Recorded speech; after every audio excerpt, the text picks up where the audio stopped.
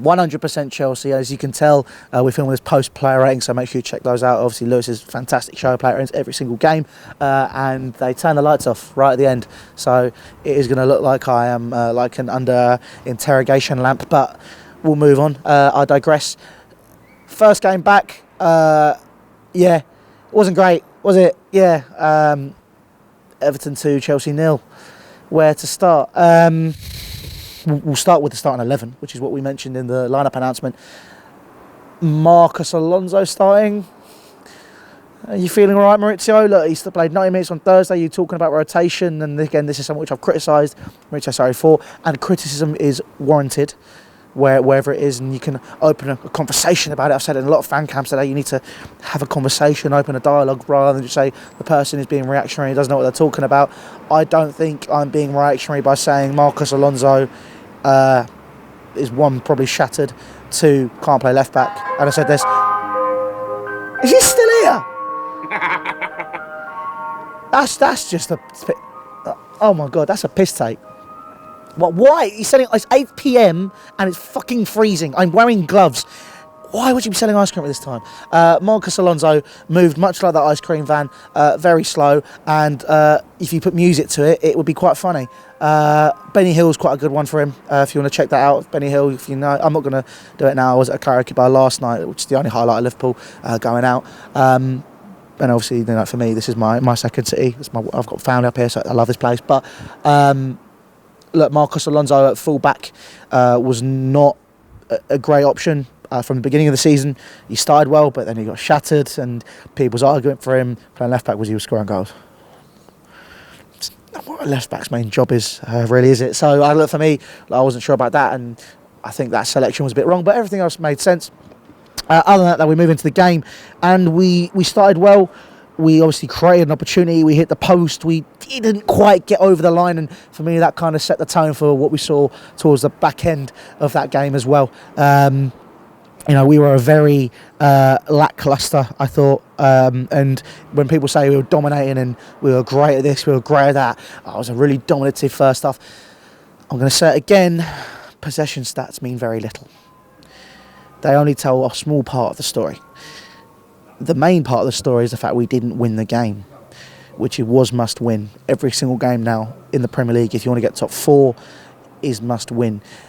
Realistically, you know, we've got a few games left. If we perform like this against the likes of Cardiff, against other teams which we have to play and we still have to face, Burnley, for example, who could come into Stamford Bridge, even though they're dog shit, quite frankly, I'm sitting here and, you know, Everton didn't win at home for 2 months.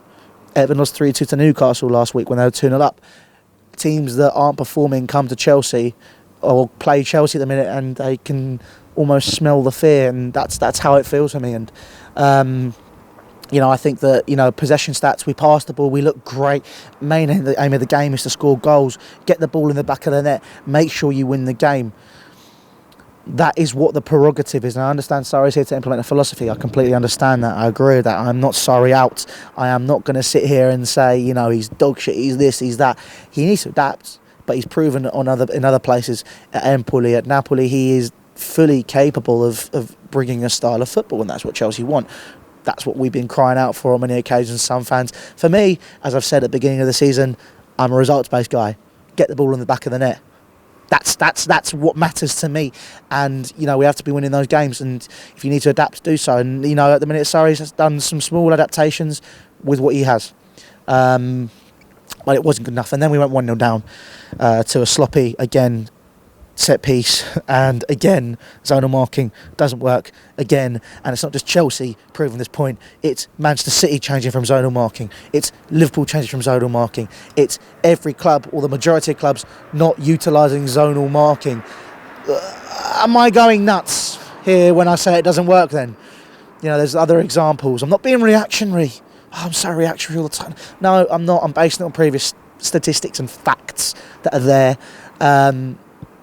The zonal marking doesn't work. We went 1-0 down, and then we switched off.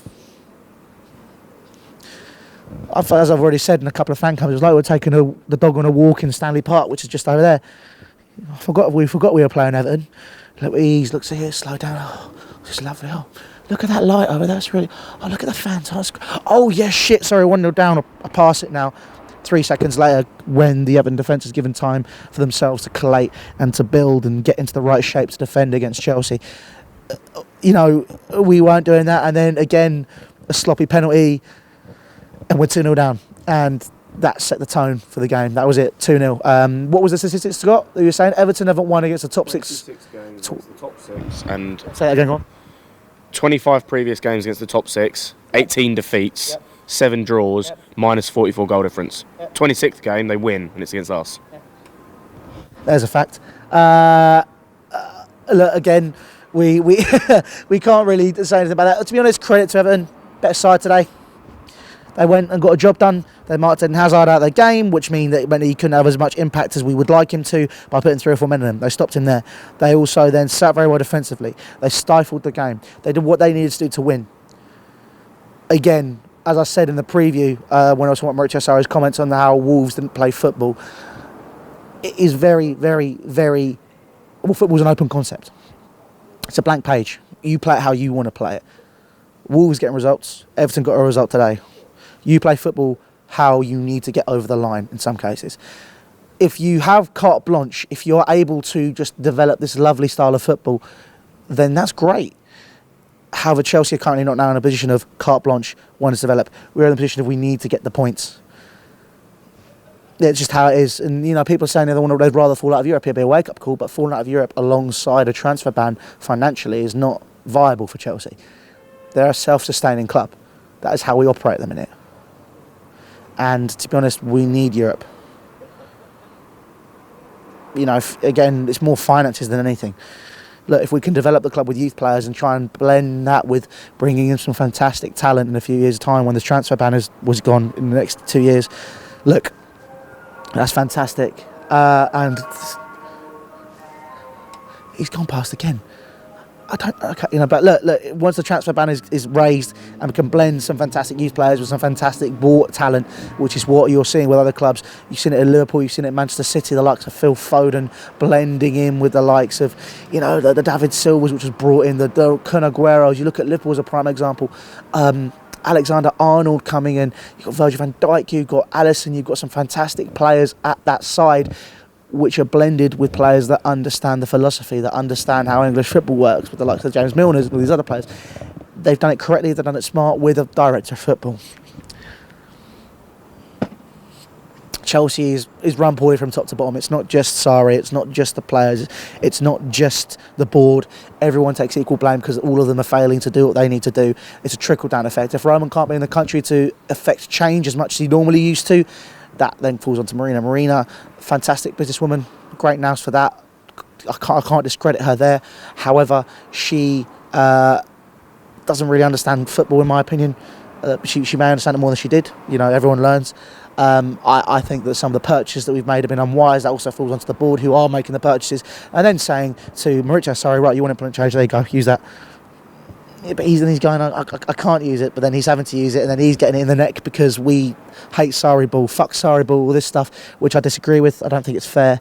This isn't Sarri ball, as much as I hate the terminology. This is a style of football which it is in the development stage. Let it develop. That's how healthy clubs are being built. People are saying, we've been winning trophies. The manager circus and the circular nature of us going round and having this cycle works. Yeah, it works to such a period of time. We've hit that decade mark, and now we're going, where are the world-class managers going? Oh, we had Antonio Conte, who was the right fit for Chelsea, and unfortunately we didn't back him. Look, there's the board again. It's a vicious cycle, and right now Mauricio Sarri is the right fit. There's no one else out there that I specifically go, he's amazing, he's good, let's bring him in and then develop with him. Frank Lampard is an option. Not now, he's not ready. A couple more years, let him develop. And this is where I think Sarri has been brought in. He's on a 3-year contract. Maybe he's here to bring in a style of football and then go, listen, Mauricio, thank you very much. You've used your youth players, you've blended it. Right now, Frank Lampard, please come in, step in, and let's build with you. You are our man. That may be the case. Who knows? But look, to be honest, today, it's not been a good performance. It's been abject. For me, top 4 is completely out of the question now. We had to win every single game to really have a chance. These type of games when we're going away to Manchester United and Liverpool in April, it's the Evertons, the Cardiffs, the Bournemouths, the Leicesters, Wolves to an extent. You know, even though they are a giant killer this season in terms of top six, they are still a fantastic club. But at the same time, they are Wolverhampton Wanderers. You know, they run very well, which means they're able to build. But the player quality, you know, on paper, Chelsea have better squads, as do the rest of the top six. You know, we need to be winning those games, or at least getting results in a bid to really try and push on. And then that would mean that the results against the top six may not be as pivotal. If we'd beaten Leicester, if we'd beaten Bournemouth, if we'd beaten Wolves, if we'd beaten Everton today, look, that's 12 points straight off the bat. That's 12 points right there, and we picked up one out of those 12 there. And 12 points could be pivotal for that top four race. We could be high and dry now. And, you know, now we are sitting sixth, and you know that's where we deserve to be. The table doesn't lie, the results don't lie. The club needs an overhaul, and that's that. But yeah, that's that. Listen, it's been great to be back. Other than that, though, it's nice to be back on 100% Chelsea after having a week off. I was having a few issues, and you know, it's good to be open about that. I mean, you know, mental health isn't a joke, so I had to really deal with that. You know, if you are suffering from mental health issues, I'm not personally. I just had a bit of a dodgy patch. I just needed to calm myself down. You know, obviously we'll leave a link down below to people that you can speak to help. Obviously our DMs are always open for all that type of stuff as well. We are here to help. We are a community. We are, you know, a family. That's something I always like to try and raise, and we'll always try and speak to people. So there'll be links to that down below for you if you do feel like you need help. Go speak to those people, and they will help you better than we will, even though our DMs are open. Speaking about it's healthier rather than locking it in. And then as well as that, make sure I can't believe I'm going for that to this.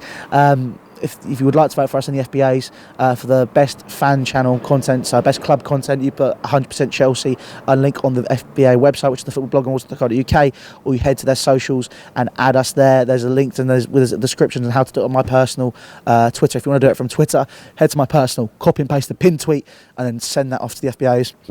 Put for best international content creator, although he has left, Lawrence for the majority of the season and for a lot of his time has been part of 100% Chelsea, and now he's left. We want to give him the best platform. We want him to be able to develop his channel. We want him to do as good as he can. So to get that platform, he's not going to get recognised off of a couple of videos from his personal. Put at Laos1507 from at 100% Chelsea for best international content creator. For best vlogs, put the same goes for Lewis. Put at Carefree Lewis G from at 100% Chelsea, and let's give those guys the best platform they can to develop themselves, as well as do working so hard for this channel. Putting the name of the channel, and it's a very small part. For me, these guys have worked so hard. They deserve the best, the reputation they can get. If their name gets put forward, it means an awful lot to people who work within the industry, and to us as well. You know, the fact that you guys are supporting us is a fantastic thing.